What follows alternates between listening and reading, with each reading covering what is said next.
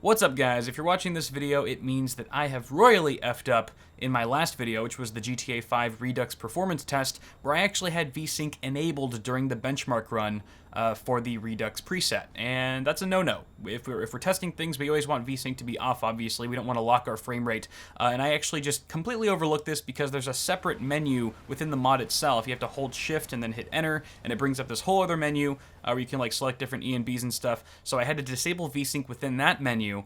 And after that was off, I reran the test. So what you're seeing now is the corrected version of the side-by-side comparison benchmarks with Vsync disabled, both for the vanilla and the modded version of the game. So what we found was, in the vanilla version, 73 average FPS, so, you know, margin of error, it's only 2 frames higher than in the last video, so it's just, I'm going to attribute that to margin of error. I also tested minimum frame rates this time around, so 39 FPS is the lowest that the the vanilla version of the game hit at any given point. And then with the modded Redux preset, we actually saw an average of 69 FPS and a min of 25.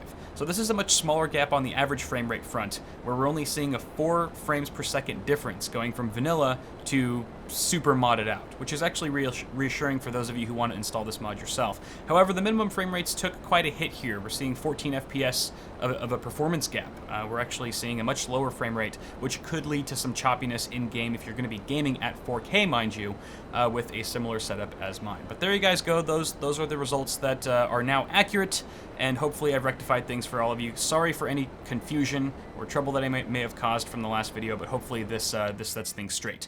Have a good one, guys. I'm going to get out of here, and I'll see you all in the next video.